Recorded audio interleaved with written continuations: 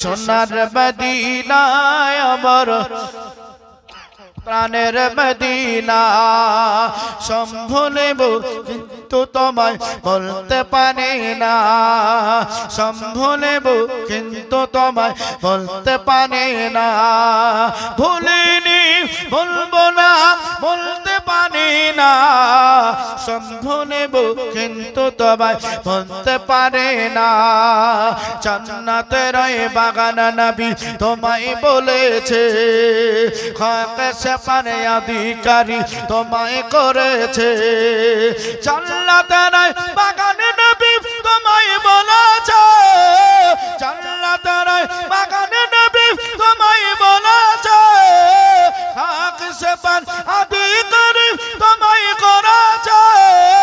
তোমার বুকে প্রবাহিত নূরের ঝরনা সম্ভুলেব কিন্তু তোমায় বলতে পারি না, সম্ভুলেব কিন্তু তোমায় বলতে পারি না। একজন সাহাবী মায়ের দিকে লক্ষ্য রাখছেন, মায়ের দিকে লক্ষ্য রাখছেন, মায়ের দিকে লক্ষ্য রাখতে গিয়ে মা ডাকছে, বেটা আজকে তুমি কাজ করতে যাবে না। কি করবো মা? বলে আজকে আমার পাঁজরে বসে তুমি আল্লাহর পবিত্র কোরআন একটু তেলাওয়াত করবে। যেই কোরআনের ব্যাপারে কবি কত সুন্দর বলছেন, কোরআন এলো নবীর পরে খোদার সেরাদা, কোরআন এলো নবীর পরে খোদার সেরাদা।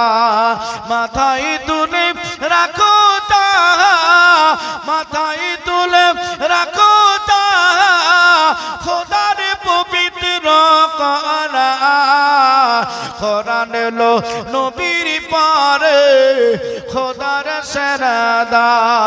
কোরআন খোলো ওযু করে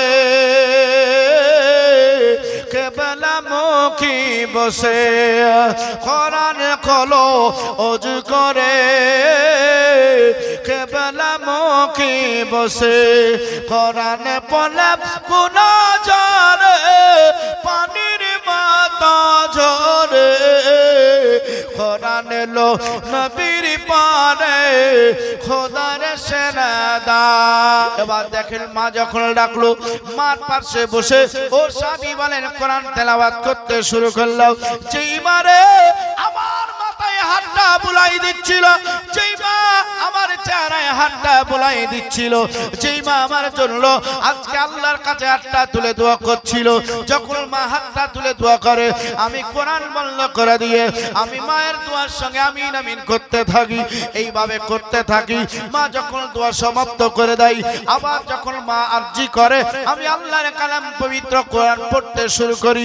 আমি কোরআনটা পড়তে পড়তে আমার মা আমার জন্য অনেক কথাবার্তা আলোচনা করছিল, আমি কানে কিন্তু শুনতে পাচ্ছিলাম। আস্তে আস্তে করে মায়ের জবানটাই চলতে আছে, কিন্তু শব্দটা যেন নরমাল হয়ে যায়, মায়ের কথাটা শুনতে পাওয়া যায় না। আমি যখন কানটা লাগাইছি রে আমার মার আর কণ্ঠটা শুনতে পায় না। আমি কোরআনটা তেলাওয়াত করতে আছি, হঠাৎ করে দেখি আমার মা এই দুনিয়াতে আর বেঁচে নাই, আমার মা ইন্তেকাল করছে। ইন্না লিল্লাহি ওয়া ইন্না ইলাইহি রাজিউন। আমার মা ইন্তেকাল করেছে। আমার মা যখন দুনিয়া ছাড়ছে, এই মাকে দাফন কাফন করে দেওয়ার পরে নবী মুস্তাফা দরবারে যাবার পরে বলতে আছি, ইয়া রাসূলুল্লাহ, নবী গো আপনার সম্মুখে আমি উপস্থিত হয়েছি। ইয়া রাসূলুল্লাহ, আমার মা কি বলছিল, আমার মা কি করছিল, এই ব্যাপার নিয়ে আপনার কাছে উপস্থিত হয়েছি। আমার মা ইন্তেকাল করার আগে ঠোঁটগুলো এইভাবে লড়তেছিল। আমার মায়ের জন্য করণীয় কাজ কি হবে? আমার নবী বলছেন, সাহাবী রে তোমার মায়ের জন্য সাদকা করো, তোমার মায়ের জন্য দান করো। তোমার মায়ের জন্য যদি দান করো, ওই দান এনেছে নাকি সাদকায় জানিয়া করে তোমার মার কবরে পৌঁছাতে থাকবে। বলছেন, ইয়া রাসূলুল্লাহ, সবচাইতে সাদকা কোনটা হবে? সেই জামানায় নবী আমার বলেছিলেন, তুমি যদি এখানে পানির ব্যবস্থা করে দিতে পারো, তাহলে পরে ওই পানিটা যতজন ব্যক্তিরা পান করবে, ওই পানিটা পশু পাখিরা পান করবে, প্রত্যেকটা ফোঁটার নেকি তোমার মার কবরে পৌঁছাতে থাকবে। জোরে বলুন সুবহানাল্লাহ। ও বাপজি ভাইরা, এখন পানির অভাব নাই, এখন যেখানে যাবেন আপনি পানি পেয়ে যাবেন, কিন্তু কিন্তু নবী আমার সদকা করতে বললেন, নবী আমার দান করতে বললেন। আমার নবী মুস্তাফা সাল্লাল্লাহু তাআলা আলাইহি ওয়া সাল্লাতু তাসলিমের কথাই আপনাদের সম্মুখে বলছিলাম। তো মার জন্য সদকা করলেন, আজ পানির ব্যবস্থা করে দিলেন। বাপজি ভাই, মাদ্রাসা এটা একটা সদকা জারিয়া। আজ থেকে আপনি দান করবেন, এগুলা কিন্তু সদকা জারিয়া হবে। এখান থেকে বাচ্চারা যে পড়ছে প্রত্যেকটা হরপান হরপান নেকি আজ মা বাপের কবরে পৌঁছাতে থাকবে।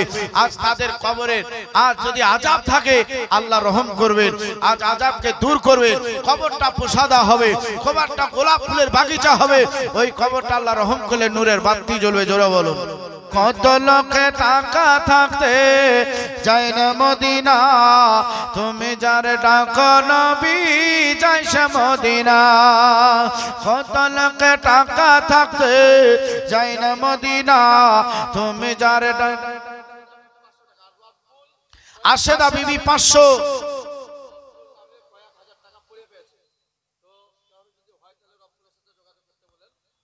রব্বুল কয়েক হাজার টাকা পড়ে পেয়েছে। আচ্ছা, তো ঠিক আছে। আচ্ছা, রব্বুল, সেই রব্বুল আমাদের স্টেজের কাছে আছে না, কোথায় আছে? আচ্ছা, স্টেজে যোগাযোগ করুন। যদি কাউরি টাকা হারিয়ে থাকে, কত টাকা আছে আপনি বলে দিবেন, তাহলে আপনাকে সেটা সবার সম্মুখে দিয়ে দেওয়া হবে। হ্যাঁ, ক হাজার টাকা আপনার হারিয়েছে। মেয়ে ছেলের টাকা বেশি হারায়। ও মা বোনেরা, তোমরা আঁচলটাকে ফলো করো। মফিজুল 500।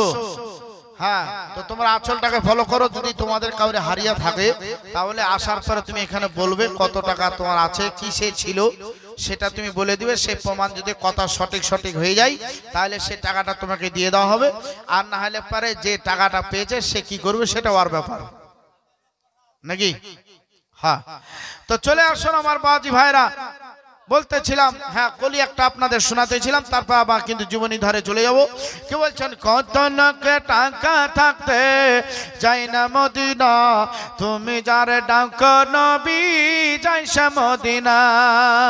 কত হাজি আসে কত হাজি যাই, আমরা শুধু বসে একা হিন্দুস্তানে কানে হায় হায়।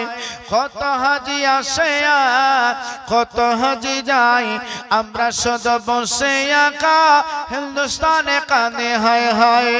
টাকা নাই পয়সা নাই, টাকা নাই পয়সা নাই, আমরা অসহায়, তুমি যদি টাকা নবী যাব মদিনায়। চলো বলো, নবী ডাকবে তবে না আমরা যাব নাকি? ইনশাআল্লাহ আমরা যাব। আল্লাহ যাতে আমাদের কবুল করে। সকলে পড়ি আল্লাহুম্মা আমিন। আমার নবী মুস্তাফা দেখেন ওই জায়গাতে আছে, বলতে আছেন বেটি এসে বলো বলো। বলছে আব্বা হুজুর, আরবের একজন মুসাফির, আরবের মুসাফির এসে আপনার সঙ্গে দেখা করলাম, আপনার জন্য দেখা করবে। নবী আমার বলছেন বেটি, তাহলে নিশ্চয় তুমি যখন ফিরাই দিয়েছো আবার সেই মুসাফির হয়তো আবার দরজার কাছে আসবে। ও বাপজির আমার, আল্লাহ বলতে আছেন ইসরাইল, যখন আমার ফাতিমা তোমাকে ঘুরিয়ে দিয়েছে, আবার ফাতিমা ডাকছে, তখন তুমি আবার দরজার কাছে যাবে। এবার দেখেন বাপজির আবার চলে আসলো, দরজার কাছে আসার পর আবার খটখট করে আওয়াজ করলো। চলো বলো। তাহলে জান কবজ করছে ইসরাইল। আমরা শুনছি না বাপজিরা? আজ এই ইসরাইলকে একজন আল্লাহর নবী রাসূল ইনি বিশাল একটা শিক্ষা দিয়েছিলেন। শিক্ষাটা এর মাঝেই আমি কিন্তু জুড়ে দিতে চাই বাবা। আপনারা জানেন একজন নবী যার নাম হচ্ছে মুসা কালিমুল্লাহ, নাম শুনেছেন না? মুসা কালিমুল্লাহ নাম শুনেছেন? খুব উঁচু চওড়া লম্বা মানুষ ছিলেন বাবা, যে হাতে তসবিহ।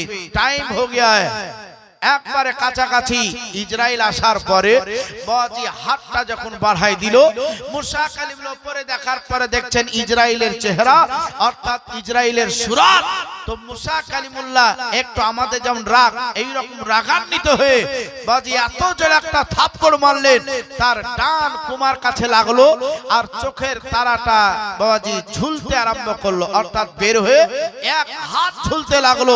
ইসরাইল তারাটাকে ধরে, চোখটাকে ধরে রব্বে কায়নাতের দরবারে যাওয়ার পরে বলছেন আল্লাহ বিচার চাই। কিসের বিচার?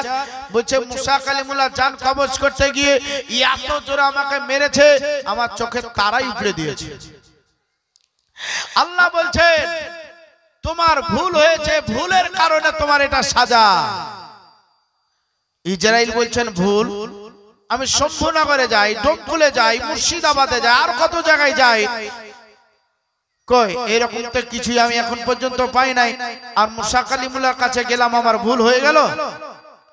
বাপজি ভাই শোনালাল, আল্লাহ খানে বলছেন ওই ইসরাইল ভুল হচ্ছে এটাই, আমি তাদের সবকিছু এখতিয়ার করেছি, ইচ্ছা তাদের অনুমতি নিতে হবে। আর অনুমতি নেওয়ার জন্য তোমাকে তার কাছে গিয়ে আগে সালাম করতে হতো। অর্থাৎ তোমার এটাই ভুল হয়েছে যে মুসা কালিমুল্লাহর কাছে গিয়েছ অথচ সালাম করনি। নবী পয়গম্বর রাসূলের কাছে গেলে পরে আগে তোমাকে সালাম করতে হবে, তারপরে বলতে হবে যদি উনার ইচ্ছা হয় তো মওতের সাথ জাগবেন, আর ইচ্ছা না হলে তোমাকে ফেরত দিয়ে দিবেন। তবে আমি তোমার চোখটাকে ঠিক করে দিচ্ছি, যাও মুসা কালিমুল্লাহ জানটা কবজ করতে চলে যাও। আমার বাপজিরা, একটা থাপ্পড়েতে একটা চোখ উপড়ে গিয়েছে, আবার যদি বাই চান্স কিছু হয়ে যায় তাহলে তো ফের মুশকিলে পড়ে যাও। তো হচ্ছে আল্লাহ জানটা কবজ করতে যাব, আপনি বলছেন কিন্তু 1 বছর সময় দিতে হবে।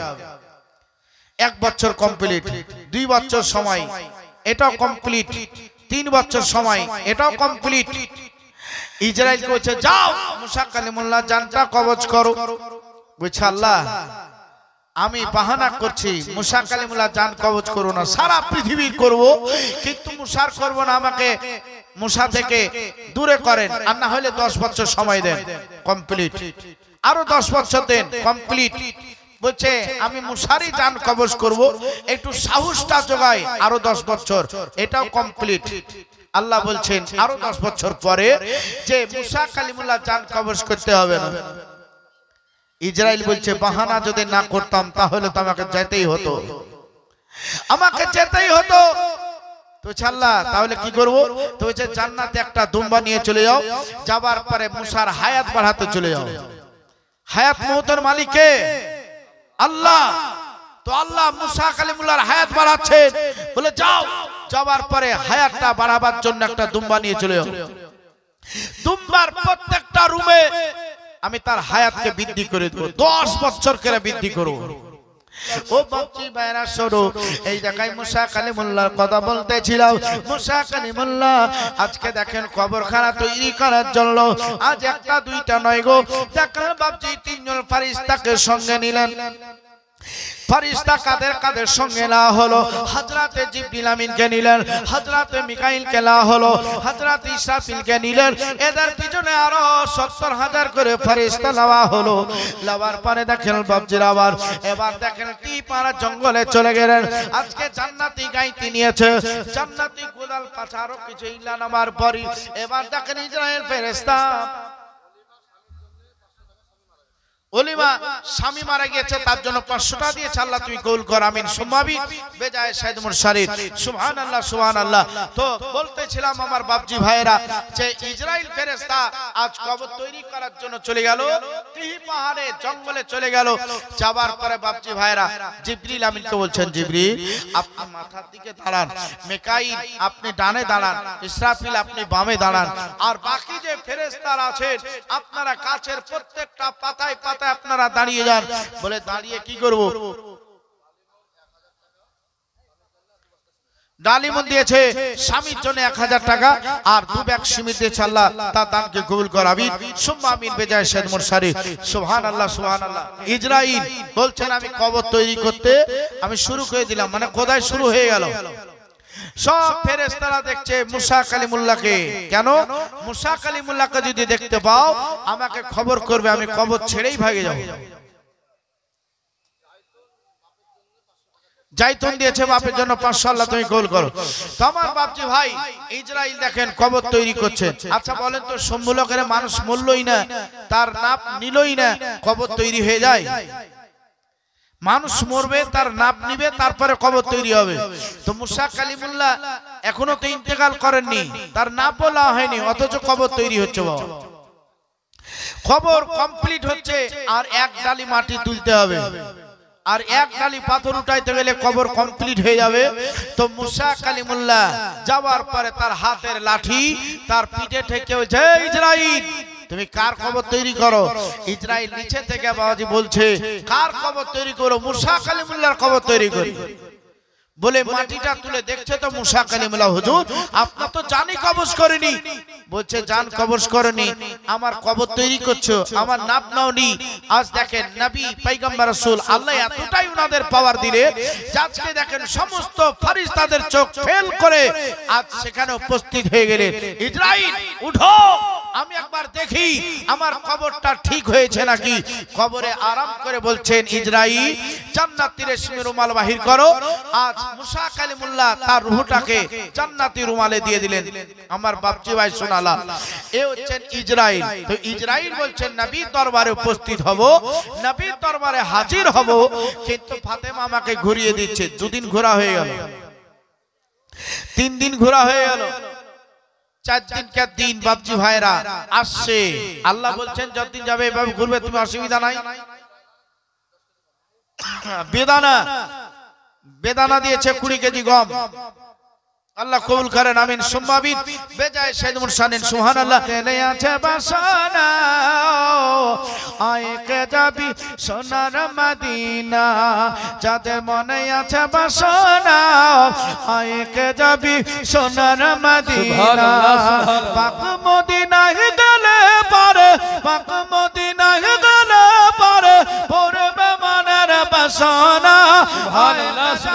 সোনার মদিনা, যাদের মনে আছে বাসনা আয়কে যাবি সোনার মদিনা। আজাল শাসনে আসবি যদি সেই দিন তোর হবে সুদিন গো। চোরে বলুন সুবহানাল্লাহ। আজাল শাসনে আসবি যদি সেই দিন তোর হবে সুদিন গো।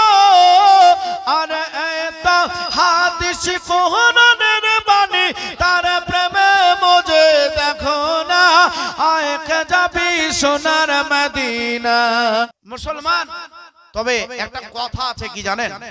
এখন কেউ রাগ করবে, আমি এটা চাই না, তবে কথাটা না বললেও কিন্তু হচ্ছে না বাবা। কথাটা হচ্ছে এটাই, আপনি বাংলা বুঝতে পারেন, পারেন না? পারেন না? পারেন না? বাংলা কে কে বুঝতে পারেন? হাত তুলেন একবার, ঠান্ডা দিনে দেখি কে কে বাংলা কথা বুঝতে পারেন।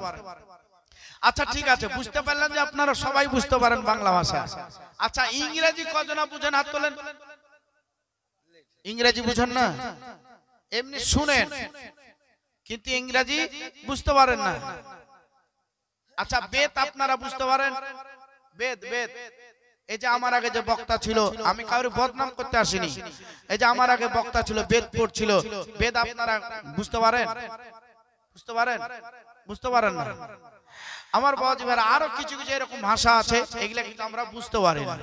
তো বাবাজি ভাই শোনা লাল, এটা আলা হযরতের উক্তি হচ্ছে, আলা হযরতের কথা হচ্ছে, যেই ভাষা যেই ব্যক্তিরা জানে না সেই ব্যক্তিদের সম্মুখে প্রয়োগ করা হচ্ছে, এটা মূর্খর পরিচয়। এটা হচ্ছে মূর্খর পরিচয়। কারণ যেই ভাষা যেটাও জানে না, তবে হ্যাঁ আমরা আরবি না জানলেও সেটা প্রয়োগ করা সুন্নাত, ওয়াজিব, ফরজ, এটা জায়েজ আছে। কারণ এটা নবীর ভাষা, নবী মুস্তাফার ভাষা। এই ভাষাটা আজকে হাদিস শরীফ পরিণত হয়েছে, আল্লাহর ভাষা। এটা আমরা বুঝতে না পারলেও এটা প্রয়োগ করা হয়েছে সব রকম ভাবে, এটা জায়েজ। এটা প্রয়োগ করেন কেন? আজ ইসলাম আমার নবী মুস্তাফা আসার পরে যেইভাবে ফাইলিয়েছেন, আল্লাহর পবিত্র কোরআনকে ভালোবাসা দিয়ে, নবীর মুহাব্বতের মধুর কথা দিয়ে বাপজি ভাইরা যেমন ফেলিয়েছেন, এটা আপনার জায়েজ লেখা আছে, কিন্তু বাকি আদার্স সেটা আপনার এইভাবে কথাটা আছে। আমার মুসলমান, আমার বেদ পড়েও লাভ নাই, আমার ইংরেজি পড়েও কিন্তু লাভ নাই। এর মানে আমি এটা বলছি না যে আমি জানি না তাই বলে আমি কোনো বক্তার বদনাম করব বা কোনো মৌলবীর বদনাম করব, এটা কিন্তু আমি বাজি করি না, এটা আমি করি না, আমি বদনাম করি না। তবে আপনি জ্ঞানী হতে পারেন নাকি? আপনি শিক্ষিত হতে পারেন, মরার আগ পর্যন্ত শিক্ষা অর্জন করতে পারেন, কোনো অসুবিধা নাই। তবে আমার পাবলিক যেই ভাষাটাতে বুঝতে পারবে, যেই ভাষাটাই ইসলামকে বোঝা সহজ হবে, সেই ভাষাতেই বক্তব্য রাখা জায়েজ লেখা। আজ জানি মোহতারাম, আমরা বাঙালি, আমরা বাংলা ভাষাতেই অজনিষেধ করি আর আমরা শ্রবণ করি। চলে আসুন বাপজি ভাই সোনালাল, নবী মুস্তাফা সাল্লাল্লাহু তাআলা আলাইহি ওয়া সাল্লাতু তাসলিম আছেন। নবী মুস্তাফার এখনো কিন্তু ইন্তেকাল হয়নি। ইসরাইলের কিন্তু দুবার তিনবার আসা হয়ে গেল। এবার নবী মুস্তাফা সাল্লাল্লাহু আলাইহি ওয়াসাল্লাম বাপজি ভাইয়ের আমার ফাতেমার সঙ্গে কিছু কথাবার্তা আলোচনা করবে। আর এইদিকে এবার দেখেন বাপজি ভাইরা টাইম মোতাবেক আবার কিন্তু চলে আসে। আমার নবী মুস্তাফা সাল্লাল্লাহু তাআলা আলাইহি ওয়াসাল্লাতু তাসলিম বলতে আছেন, ও বেটি, আজকে কিন্তু সেই আরবের মুসাফির আসবে, আজকে তোমার আপনার সঙ্গে সাক্ষাৎ করার জন্য আসবে। আজকে সেই ব্যক্তি আসবে, সেই ব্যক্তিকে তুমি ঘুরাই দিবা নাকি অন্য কিছু করবা? বলছে, আব্বা হুজুর, আপনি যে কথাটা বলবেন সেই কথাটা আমাকে অবশ্যই পালন করতে হবে। আব্বা গো, আপনার কথার উপরে আমি ফাতেমা কিন্তু কথা চড়াইতে চাই না। এবার ফাতেমা তুজোহরা রাদিয়াল্লাহু তাআলা আনহা কি আমার নবী মুস্তাফা পাশে বসিয়ে নিলেন। এবার দেখেন আরবের মুসাফির আসার পরই আবার দরজা কানায় খটখট করে আওয়াজ করে দেওয়া হলো। আমার নবী বলছেন, ফাতেমা, আরবের মুসাফির হয়তো চলে এসেছে, আরবের মুসাফির উপস্থিত হয়ে গেছে, দরজাখানা খোলার জন্য তোমায় যেতে হবে। ও ফাতেমা, আজকে যে আরবের মুসাফির বলে আসে, আসলে সে কে তুমি কি জানো, তুমি কি চিনো? ফাতেমা বলছেন, আব্বা হুজুর, সেই ব্যক্তির সম্বন্ধে আমি এখনো কিছুই বলতে পারি না, এখন আমি তাকে জানি না। সেই ব্যক্তি আসলে কে আসলো, আরবের মুসাফির বলে বারবার কেনই পরিচয় দিল? আমার নবী বলছেন, ফাতেমা শোনো শোনো, যেই ব্যক্তি আরবের মুসাফির বলে আসে, তোমার দরজা তোমার আওয়াজটা শুনি, তোমাকে ভালোবেসি, আজকে তোমার মান সম্মান ইজ্জতের দিকে রুখা করে মহান আল্লাহ পাক রব্বুল আলামিনের দরবারে ব্যাক চলে যায়। ওই ব্যক্তি অন্য কেউ নয়, আজকে সেই ব্যক্তি হচ্ছে ফাতেমা, তোমার কাছ থেকে আলাদা কান্নেওয়ালা ব্যক্তি, তোমার আমার মধ্যে আজকে আলাদা কান্নেওয়ালা ব্যক্তি, বাপ বেটিকে আলাদা কান্নেওয়ালা ব্যক্তি, সেই ব্যক্তি স্বামী স্ত্রী থেকে আলাদা কান্নেওয়ালা ব্যক্তি, সেই হচ্ছে সন্তান থেকে মাকে আলাদা কান্নেওয়ালা ব্যক্তি, সেই ব্যক্তি হচ্ছে ইসরাইল ফেরেশতা, অর্থাৎ মালাকুল মউত, জান কবজ করনেওয়ালা ফেরেশতা। ও ফাতেমা, তুমি আজকে তাকে ঘুরাই দিবে না, আমি নবী বলতে আছি, আজকে তার জন্য দরজাখানা খুলে দেবে। আমি নবী মুস্তাফা মওতের স্বাদ চাখতে চাই। আমার ফাতেমা তুজোহরা বলেন, আমার আব্বা হুজুর যখন বলল, তখন আমি যাবার পরই দরজার কাছে গিয়ে ওই দরজাখানা যখন খুলে দিই, আমি পাশে পর্দায় দাঁড়িয়ে আছি। ইসরাইল কিন্তু আমাকে এই দিকে ফলো করে নাই, ইসরাইল শুধু আব্বা হুজুরের দিকেই চলে যায়। যাবার পরে নবী মুস্তাফার পায়ের কাছে হযরত ইসরাইল দাঁড়িয়ে বলছেন, আসসালামু আলাইকা ইয়া রাসূলুল্লাহ। নবী গো, আপনার সম্মুখে আমি হযরত ইসরাইল ফেরেশতা এসেছি, আপনার কাছে এসেছি। আপনি যদি ইজাজত দেন তাহলে আপনার জানটা কবজ হবে, না হলে যদি আপনি ব্যাগ দিয়ে দেন খোদার দরবারে ব্যাগ চলে যাব, আপনার জানটা কবজ করব না। নবী গো, আপনি ইজাজত দিচ্ছেন নাকি ফেরত দিচ্ছেন? আমার নবী বলছেন, জান কবজ তুমি অবশ্যই করবে। ও ইসরাইল, তোমার জান্নাতি রেশমি রুমাল খাল বাহির করো। আমার নবী মুস্তাফা বললেন, জান্নাতি রেশমি রুমাল বাহির করা হলো। আমার নবী মুস্তাফা আজকে নিজের ওটাকে দেখেন জান্নাতি রুমালে দিয়ে দিলেন। আমার নবী মুস্তাফা ইন্তেকাল করলেন। আমার নবী মুস্তাফার মুখখান গোলাপ ফুলের নাই খেলতে আছে, আমার নবী মুস্তাফার ঠোঁট গোলা লড়ছিল। বাপজি ভাইরা, এই ব্যাপার নিয়ে আজকে কথাবার্তা জীবনী চলছে। বাপ শোনো শোনো, আমার নবী মুস্তাফা শেষ ভাষণে বলেছিলেন, আমার যখন ইন্তেকাল হবে আমাকে 9 মুন পানি দিয়ে তোমরা গোসল করাবা। এই পানিটা বহন করবে রে আমার সবচাইতে নিকটবর্তী একজন সাহাবী, যার নাম হচ্ছে হযরত আলী আল মুর্তজা। আলী আসার পরই 9 মুন পানি দিবে, এই পানি দিয়ে তোমরা আমাকে গোসল করাবা। তবে কেমন করে গোসল করাবা? ছোট, আমার নাভি থেকে নিচের কাপড়গুলা খুলবে না, এবং যেই বাচ্চারা আমাকে গোসল করাবে তাদের চোখে তোমরা পট্টি করে দেবে, একটা দুইটা করে প্রয়োজন যদি হয় হয় তাহলে 5খানা 7খানা কাপড় লাগিয়ে দিয়ে ওই ব্যক্তি আসার পরে আমার পায়ের উপরে পানি দেবে। এক কথায় যারা গোসল করাবে নবীর কিছুই দেখতে পাবে না। আজকে দেখেন অন্ধর মতন আমার নবী মুস্তাফার কাছে যাবার পরে তারা পানি নিয়ে এইভাবে ঢালতে আছে। আমার নবী মুস্তাফাকে 9 মুল পানি দিয়ে আজ গোসল করানো হচ্ছে।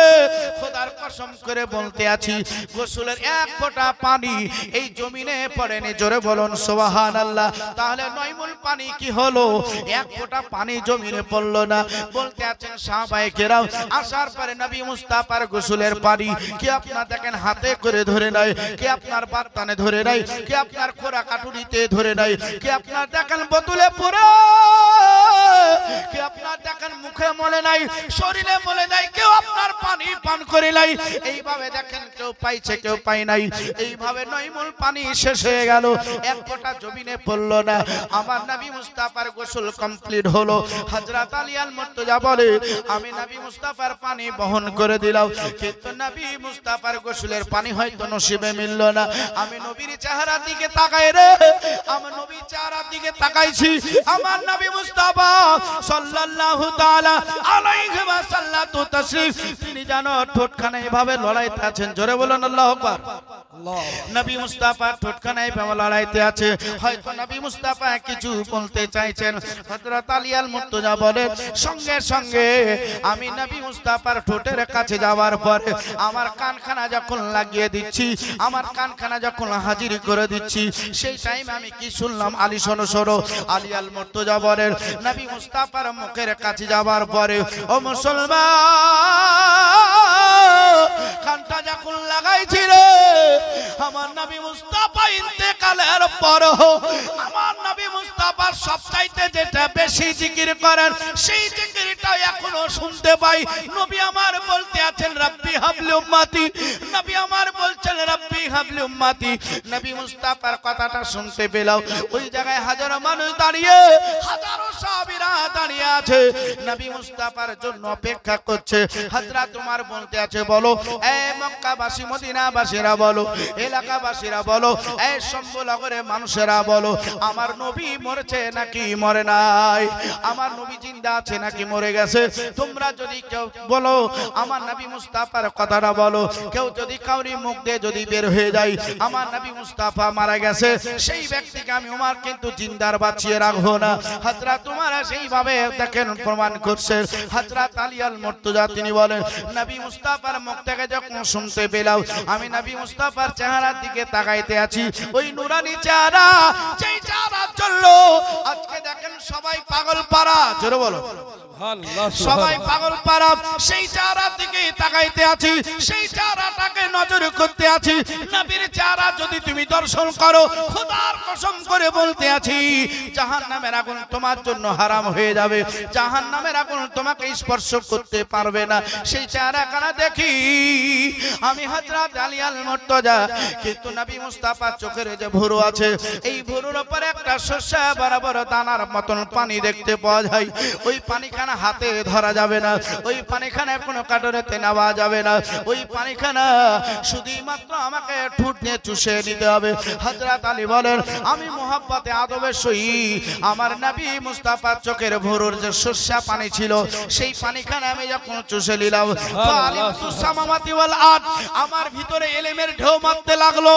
আমি সেই জায়গায় দাঁড়িয়ে চিৎকার করে বলতে লাগলাম মদিনাবাসীরা, আমি আলী আল মুর্তজা দাঁড়িয়ে আছি খোদার সে এখান থেকে নিয়ে তাতো সারা পর্যন্ত প্রশ্ন করো, আমি হযরত আলী এখানে দাঁড়িয়ে দাঁড়িয়ে উত্তর দিব আমি নবী নই রে, আমি কোন পয়গম্বর রাসূল নই, আমি শুধুই মাত্র একজন সাহাবী রাসূল, আমি নবীকে ভালোবাসি।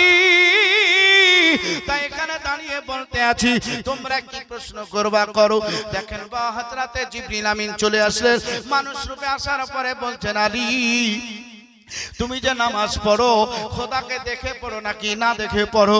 হযরত আলী আল মুর্তজা বলতে আছেন তুমি যেই হও না কেন আমি একটা চেষ্টা করে আর একটা চেষ্টা যতক্ষণ পর্যন্ত করে না যতক্ষণ আমি চেষ্টার মাঝে আমার খোদাকে হাজির না করি। সুবহানাল্লাহ সুবহানাল্লাহ। আমার রব্বে চাই না কি আমার নামাজের মধ্যে তাকবীর করে নামার পরে আমি নামাজটাকে সমাপ্ত করি। আলীর কাছে দেখেন জিবরিল আবার চলে আসলেন, আসার পরে বলছেন আলী এই জায়গায় দাঁড়িয়ে বলতে আছো, তুমি একটা প্রশ্নের উত্তর দিতে পারো কি? আলী বলছেন কি প্রশ্ন করবা করো, শম্ভুনগরে তো অনেক মানুষের আছে শুনেইলেন। আলী বলছেন কি প্রশ্ন করবা করো। প্রশ্নটা হচ্ছে এটাই, বর্তমান জিবরিল আমিন কোথায় আছে তুমি কি বলতে পারো? আলী আল মুর্তজা চোখটা বন্ধ করলেন, চোখটা খুলে বলছেন আন্তা জিবরাইল, তুমি হচ্ছে জিবরিল আমিন। জিবরিল আশ্চর্য হয়ে বলছেন আলী গো তুমি কেমন করে বুঝলে আমি জিবরিল? হযরত আলী আল মুর্তজা বলে তুমি যদি জিবরিল আমিন না হবে তাহলে তুমি এখন বলো এখন জিবরিল আমিন কোন জায়গায় আছে? জিবরিল বলছেন বারহাক দেখেন পিঠে থাবা দিয়ে বলছেন মারহাবা, একবারে তুমি সত্য কথা বলেছো, তুমি হচ্ছে খোদার শের। আলী তুমি একবার সত্যই বলেছো, আমি হচ্ছে হযরতে জিবরিল। তুমি কেমন করে ধরলে একবার শম্ভুনগরে শোনাই দাও। আলী বলছেন শোনো, মানুষের মতো আমাকে মাইক দিয়ে খোঁজাখুঁজি করতে হয় না। জোরে বলো সুবহানাল্লাহ সুবহানাল্লাহ। মানুষের মতন মাইক দিয়ে খুঁজতে হয় না, আমাকে রাস্তায় দৌড়ে বেড়াতে হয় না। আমি এক জায়গায় দাঁড়িয়ে আল্লাহ আমাকে এতই পাওয়ার দিয়েছে, এই পাওয়ারটাই যদি পাই শুধুই মাত্র আমার নবীর ভালোবাসায়। আমি চোখটা বন্ধ করলে পুরো আসমানকে দেখতে পেয়ে যাই। ও জিবরিল, যখন জিবরিলকে খোঁজার কথা বললে আমি চোখটা বন্ধ করলাম, এক সেকেন্ডে আসমান খুঁজে নিলাম, এক সেকেন্ডে জমিন খুঁজে নিলাম, এক সেকেন্ডে পূর্ব পূরব খুঁজে নিলাম, আর এক সেকেন্ড উত্তর দক্ষিণ খুঁজে নিলাম। আমি জিবরিলকে কোথাও দেখতে পেলাম না। আমার সম্মুখে খাড়া হয়ে আছে, এটা ছাড়া অন্য কেউ জিবরিল হতে পারে না। নারায়ে তাকবীর, নারায়ে তাকবীর, নারায়ে রিসালাত, মাসলাক আলা হযরত জিন্দাবাদ। তো আজিয়ানে মোহতারাম, তো হযরত আলী আল মুর্তজা সেখানে বললেন পরীক্ষায় পাস করলে নিয়ে হচ্ছেন খোদার শের। আমার বাপজি ভাই সোনালাল, তো নবী মুস্তাফা রূহ হযরতে ইসরাইল ফেরেশতা নিয়ে আপনার চলতে আরম্ভ করলেন। মুসলমান সরো এই দেখেন বাজি প্রথম আসমানে যাওয়া হলো। এ বাজি প্রথম আসমানে যাওয়ার পরই নবী মুস্তাফা রূহ নিয়ে ইন্তজার করতে লাগলেন, আসমানের সঙ্গে কথাবার্তা বলবেন বাপজি। এবার নবী মুস্তাফা দেখেন কবর তৈরি করে দেওয়া হলো। আমার নবী মুস্তাফার কবর নবী একটু বেশি করা হলো। আমার নবী মুস্তাফাকে দেখেন কবরে রাখা হবে। আমার নবী মুস্তাফাকে দেখেন আদবে সহিত রাখা হবে। আমার নবী মুস্তাফাকে রাখছেন বাপজি, সাহাবায়ে কেরাম দেখেন আদবে সহিত রাখলেন। আমার নবী মুস্তাফাকে নামিয়ে দেওয়া হলো। আমার নবী মুস্তাফা দেখেন পাঁচ পাটা যেগুলা আছে সেগুলাকে সাজিয়ে দেওয়ার পরে নবী মুস্তাফাকে মাটি দিতে আরম্ভ করলেন। বাপজি রে, আমার মায়েরা শোনো, নবী মুস্তাফাকে যখন নামাইছে গো তখন অন্য কিছু দোয়া নাই, শুধুই মাত্র নবীর মোহাব্বত ভালোবাসাই নবীর নামে দরুদ পড়ে পড়ে আমার নবী মুস্তাফাকে নিচে নামিয়ে দেওয়া হলো।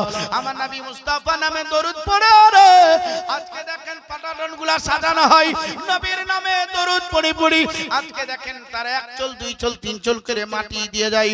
ও বাপজি ভাইরা, জানাজা করার পরেই না আমরা মাটি দিই, কিন্তু নবী মুস্তাফার তাই নয়। নবী মুস্তাফাকে মাটি দেওয়ার পরে বাপজি 3 দিন ধরে জানাজা করা হয়েছিল।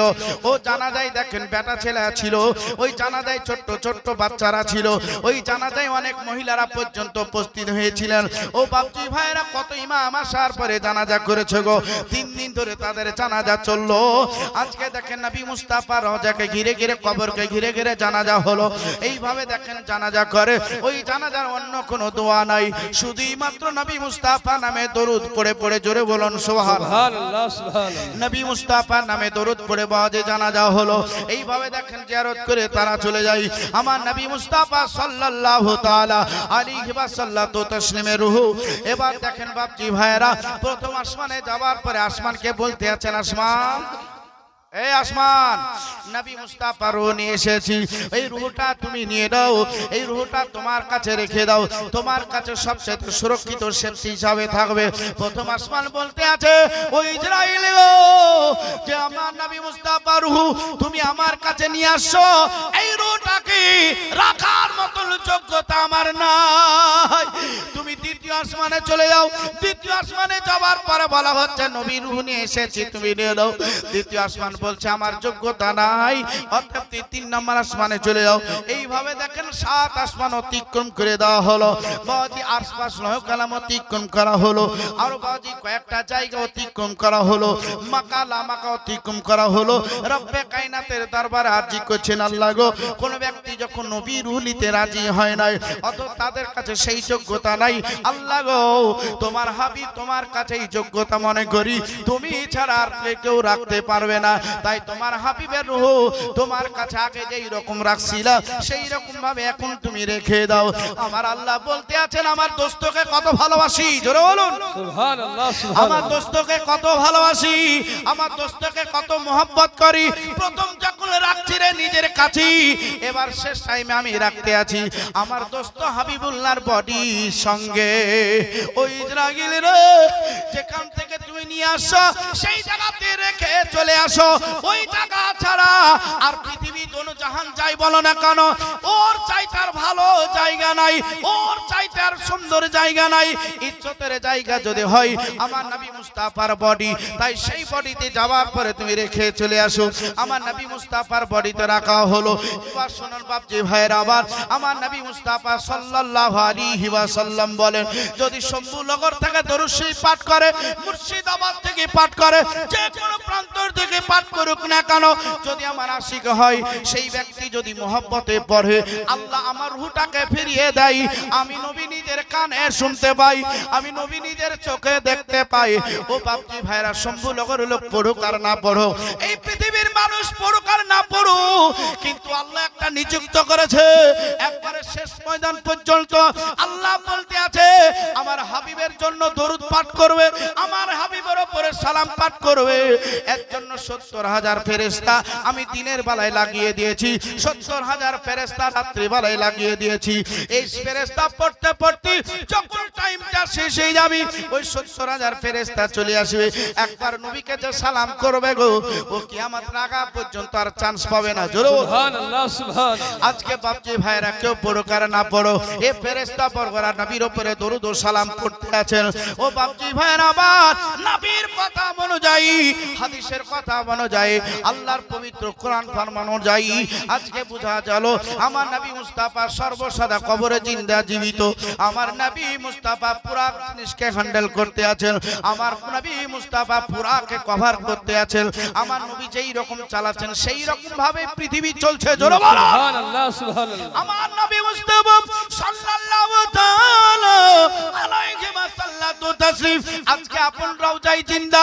দেখেন কিতাবের নাম ফাইজুল হারামাইন, শাহ ওলিউল্লাহ তিনি বললেন, লাম্মা দাখালতুল মাদিনাতুল মানওয়ারা ওয়া জুরতু রওজাতাল মুকদ্দাসা ওয়া রাআইতু সাল্লাল্লাহু তাআলা আলাইহি ওয়াসাল্লাম জাইনাতান বারিজাতান লা ফিল আলামিল আরওয়াহি ফাকাত কারিমি মিনাল ইস মুহাব্বতে, বলুন সুবহানাল্লাহ। শাহ ওলিউল্লাহ তিনি বললেন, আমি আমার দেশ থেকে নবী মুস্তাফা রওজার কাছে উপস্থিত হওয়ার পরে আমার ইচ্ছা জাগলো রে, নবী রওজার কাছে দাঁড়িয়ে আদবের সহিত আমি তানিমা বিধি, যেই রকম মানুষ তোমরা জিয়ারত করো সেই রকম ভাবে জিয়ারত করতে করতে রফায়া দায় হাতটা তুলে দোয়া করতে লাগলাম। এখন অবস্থায় আমি নবী মুস্তাফার হুইল মারভাতে দেখি নাই, আমার নবী মুস্তাফার আমার নবী মুস্তাফার শরীরে মৌজে দেখলাম, অর্থাৎ নবীকে আমি জিন্দা দেখলাম। শাহ ওলিউল্লাহ জিন্দা দেখা আর আমাদের মানার মধ্যে কোনো পার্থক্য নাই। এই নামটাই হচ্ছে আহলে সুন্নাত ওয়াল জামাত, সংক্ষেপে যাকে সুন্নি হানাফি বলা হয়। সুবহানাল্লাহ। তবে আমি প্রত্যেকটা জালসাতে শোনা পাই, শোনা, বুঝছেন না, প্রত্যেকটা জালসাতে কমবে শোনা পেয়ে যাই। আজকে কিন্তু শোনার আবেদন করিনি, তবে দেখা যাক এতগুলা মা বোন আছে, কোন একটা মা বোন দেখি মাদ্রাসাকে আমার নবীর ভালোবাসা একটা শোনা দান করছো কি? শোনা মুখের কথা, আমি কিন্তু দেখিনি ওকে, আমি ওকে দেখিনি, আন্দাজে আন্দাজে বাবাজি ভাইরা বললাম। মানে আমি প্রত্যেকটা জালসা করি তো, মানে কাল পরশু তোর সেগুলান যত ছিল, মানে 8-9 দিন তো আমি মালদার দিকে ছিলাম, তো প্রত্যেকটা জালসায় শোনা পাচ্ছি। আমার শেষ বেলাতে মন বললো যে শম্ভুলা করে কি পাবো না, তার আগেই দেখেন হাজির হয়ে গেছে শোনা। সুবহানাল্লাহ, সুবহানাল্লাহ। শোনাও দিয়েছে, আবার 600 টাকাও দিয়েছে। ও যেই দেখ খাতায় এত নাম লেখা আছে, আমি আপনাকে বলবো না, ও যদি জানতে পারে যে আমার বাড়ি এলে তো রাতে যাই কি লাভ, তো বলবো না জি হ্যাঁ গোপন ভাবে দান করে দাও, কোনো ব্যাপার নাই, তোমার নাম করবো না, গোপন ভাবে দান করো, নাক থেকে, কান থেকে, হাত থেকে, গলা থেকে, মাজা থেকে, পা থেকে, যেখান থেকে পারবে তুমি দান করো। সোনা দান করো, চাঁদি দান করো, কোনো ব্যাপার নাই। একটা মা 600 টাকা আর একটা সোনা দান করেছে। নারে তাকবীর, নারে রিসালাত, ইয়া রাসূলুল্লাহ, মাসলাকে আলা হযরত, সুবহানাল্লাহ বিহামদিহি। তবে সোনা যখন দান আসলো বাবা, এই সোনার কথা বলতে গিয়ে সোনার একটা ঘটনা কিন্তু মনে পড়ে গেল, দুই এক মিনিট আপনাদেরকে শোনাই। রমজান দিয়েছে 500, আর কে আছে ওই মা খালারা, সবকিছুরই জোড়া আল্লাহ বানিয়েছে, বেটা ছেলের জোড়া বেটি ছেলেকে বানাইছে। হ্যাঁ, কারণ যে আদম বেটা ছিল তো একলাই ছিল, ভালো লাগছিল না, তো আল্লাহ বসিয়ে দিয়ে ওখান থেকে বেটি ছেলে তৈরি করে দিলেন। জি জি। আরে বাপরে, এত সুন্দর নাক নকশা দিয়ে বানাইলো জি, আদম নবী হাত বানাচ্ছে, আল্লাহ যাই আদম নবী বুঝছে যে আমার সামনে বানাইলে, আমার নিজের লেগে কহে বানাইলে তো ফের আবার এই কের হাত দেওয়ার কি আছে। তুইছে দাঁড়াও, তুমি ওকে সঙ্গিনী করতে চাও, তুইছে করতে চাই, তুইছে বিয়ে করতে হবে, তুইছে এক্ষুনি দাও। কি আপনারে পাড়ায় এরকম একাটা নাই, হাইনটা ছেলে নাই আছে, ওরে একটু বড় হয়ে গেছে, তোর বাপ মাকে লজ্জা করে না, ফোন করছে কলকাতা থেকে, তুইছে আমি এবার বিয়ে করব, তুইছে হ্যাঁ রে তোর মাকে কইছি, তোর লজ্জা লাগছে না, তুইছে হ্যাঁ আবার লজ্জা কিসে, 18 বছর হইলি তো বিয়ে করতে হয়। ও বুঝে গেছে যে 18 বছর হইলি বিয়ে করতে হয়। আমি ওই দুনিয়াবি গল্প ধারে যাব না বাবা, আমি বলছি তো আদম নবী কে বললেন আগে বিয়ে করতে হবে, তারপরে তুমি যা খুশি করতে পারো, অসুবিধা নাই। তাহলে দেখেন, বেটা ছেলে জোড়া বেটি ছেলে আল্লাহ বানালেন, একটা সোনা পেয়েছি, এই সোনাটা জোড়া আমার কোন একটা মা বোন হবে না? ওই মা খালারা, আর একজন সোনা দিয়ে দাও না গো, দেখ একটা সোনা দিয়ে দাও, দেখ একটা ভারী সোনা দিয়ে দাও। কি আছে, তুমি একটা সোনা দান করবে মাদ্রাসায়, এই সোনা দান করলে সোনাই সোনা পাওয়া যায়। যেমন পাওয়া গিয়েছিল, আমার নবীর কালমা পড়েছিল একজন সাহাবী বাবা, ছোট্ট একটা বাচ্চা নবীর কালেমা পড়েছিল, নবীর ভালোবাসায় আসতে গিয়ে ইহুদির হাতে ধরা পড়ে গেল। ইহুদি বলছে, শোন, আমার রাজ্যে নবীর কালেমা চলতে দিব না, চলতে দিব না, আমার দেশে যারা থাকবে, আমার খাবে, আমি তাদের সবকিছুর ব্যবস্থা করব, আর অন্য জনের গুণগান করবে, এটা আমি হইতে দিব না। এই তুমি নবীর কালমা কিন্তু পড়বে না, তার জন্য তোমাকে আটক করা হয়েছে। বাচ্চাটা বলছে, তুই যতই যাই বলো না কেন, আমি নবীর কালমাই পড়ব। কালমাতে কি আছে? বলছে কালমাতে মোহাব্বত, ভালোবাসা, নবী আমাকে দিবে জান্নাত। জোরে বলো সুবহানাল্লাহ, সুবহানাল্লাহ। বলছে কালমা ছেড়ে দে, বলছে ছাড়বো না। তো দুদিন একদিন দেখি বাবাজি দেখতে লাগলো, রাত যখন বাবাজি একটু ভারী, তখন নবীর জিকির চলছে, বাবা কালেমার জিকির চলছে। বাদশা বলছে, একে তো কড়া ভাবে ব্যবস্থা নিতে হবে। আসলো হাতে বাবাজি 7.5 কেজি লোহার চেন, আসার পরে নবীর জিকির বন্ধ করতে হবে, কালমা তোকে ছেড়ে দিতে হবে। ছাড়বো না, ছেড়ে দিতে হবে, ছাড়বো না, ছেড়ে দিতে হবে। হাতে দেখেছি সেটা কি? তুমি আমাকে কি ভয় দেখাচ্ছ? যদি মরতে হয় তো নবীর কালেমা পড়তে পড়তে মরবো। সুবহানাল্লাহ, সুবহানাল্লাহ। জান যদি দিতে হয় তো নবীর কালেমাটা দিব, কিন্তু তোমার এই চাবুক বা কড়া দেখে আমি ভয় করি না, ডর করি না। ঈমানের আলামত। কথাই বলে না যে আল্লাহ যদি রাখে তো মারে কে, আর আল্লাহ যদি না রাখে তো বাঁচাই কে? জি জি, বারহাক। তোমার বাজিরা বলছে ছাড়বো না। বাদশারও রাগ চলে আসলো, ইহুদিরও রাগ চলে আসলো, সহ্য করতে পারলো না। চেনটা যখন ঝেড়ে দিল, বাচ্চাটার পিঠে পাতলা জামা ছিল, জামাটা ছিঁড়ে গিয়ে পিঠের চামড়া একবারে ফেটে গেল, সেখান থেকে রক্ত পড়তে লাগলো, আর বাচ্চাটা আল্লাহু আকবার বলে জমিনে 60 হয়ে গেল। বাচ্চাটা 60 হয়ে গেছে। বাচ্চাটাকে লড়িয়ে দেখছে, বাচ্চাটা মনে হচ্ছে মারা গিয়েছে। বাচ্চা দৌড়ে আসার পরে আপন বিবিকে বলতে আছেন, বিবি রে ওই দেখ বাচ্চা বাচ্চাটা এত ছোট্ট বাচ্চা আমার সঙ্গে জিদ করছিল, আমি সহ্য করতে পারি নাই, আমি একবারে রাগের মাথায় তাকে আমি কড়া মেরে দিয়েছি। হয়তো বাচ্চাটা মরে গেল নাকি রে এখনো বুঝতে পারিনি। তাড়াতাড়ি এক গ্লাস পানি নিয়ে তুমি ছুটে চলে যাও, বাচ্চার কাছে উপস্থিত হও। বাচ্চার কাছে যাওয়ার পরে যখন পানি খানেই চোখে মুখে দেয়, ওই বাচ্চাটা দেখেন প্রথম শব্দ মা বলে ডাকলো।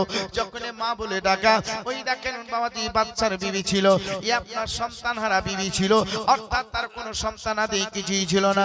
কোনোদিন মা ডাকটা তার কোনোদিন শুনতে সৌভাগ্য সেই রকম ছিল না। যখন মা বলে ডাকছে, সঙ্গে সঙ্গে তাকে আপনার বাজে জমিন থেকে উঠিয়ে নিয়ে নিজের সিনায় লাগিয়ে নিয়ে কপালে চুমা খেয়ে বলতে আছেন, বেটা তুমি যে ডাকটা ডাকছো একবার মহব্বতে তুমি আবার ডাকো, কেননা আমার সন্তান আদি দুনিয়াতে নাই। আমি যতদিন দুনিয়ায় বেঁচে থাকবো মা ডাকখানা শুনতে পাবো না। তোমার মা ডাকখানা শুনে রে আমার কলেজা কানা ঠান্ডা হয়ে গেছে। আর একবার তুমি মা বলে ডাকো। মা বলে যখন ডাকলেন, এবার পিঠের দিকে যখন হাতটা চলে যায়, বাচ্চাটা দেখেন উহার শব্দ একটু করলো, দেখেন মা দেখতে পাচ্ছে রক্ত ছাড়া বাড়া হয়ে গেছে। আমার জননী বলেন এই জায়গাটায় কিছু কাজ করতে হবে।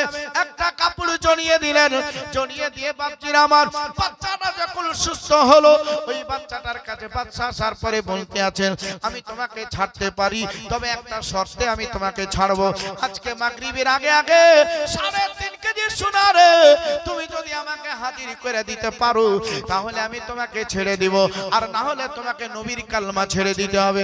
বাচ্চাটা এক বাক্যে রাজি হয়ে গেলেন। জোরে বলুন সুবহানাল্লাহ সুবহানাল্লাহ। বাচ্চাটা এক বাক্যে রাজি। 8 বছরকার বাচ্চা আপনার রাজি হয়ে গেছে বলে মাগরিবের আগে আগে আপনাকে 3.5 কেজি সোনা দিয়ে দিব। বাচ্চাটা চিন্তা করতে লাগলো, এখন মায়ের কাছে গেলে তো সোনা পাবো না, বাবার কাছে গেলে পাবো না, শম্ভুনগরে কোনো মানুষের কাছে গেলে পাওয়া যাবে না। যেই নবীর কালমা পড়ছি, যেই নবীর কালমা পড়তে পড়তে আমার পিঠের চামড়া ফাইটে গেছে, সেই নবীর কাছে যাওয়ার পরে 3.5 কেজি সোনা নিব। আমার নবী যদি দেয়, আমার নবী যদি আমাকে বাঁচাই নাই, তাহলে এই নবীর মুহাব্বত করতে হবে, এই নবীর জিকির আজকার বেশি বেশি করে প্রচার করতে হবে। ওই বাচ্চাটা নবীর কাছে চলে গেল। আমার নবী মুস্তাফা এখন আসেনি, এখন দেখেন সিঁড়িতে বসে আছে। বাজি ভাইয়ের আমার ধাপে বসে আছে, বসে বসে ইন্তজার করতেছিলেন। একজন বাপজি ভাইয়েরা কালমা পড়েনি, কিন্তু সাহাবী রাসূল যার নাম হচ্ছে আবি দারদা, এ আসার পরে দেখতে পেলো। দেখতে পাওয়ার পরে কথাবার্তা বলল। কি ব্যাপার? বলছে এই থেকে এই ব্যাপার। বলতে আছে, বেটা রে যদি মাগরিবের শর্তখানা না দিত, আমি 3.5 কেজি সোনা দিয়ে তোমাকে উদ্ধার করে নিতাম। কিন্তু নবী মুস্তাফা আজকে যখন তোমায় শর্ত দিয়েছে বাদশা, তখন আর করব কি উপায়? বলে সে শর্ততে ওই নবী আসবে, তখন সেখানে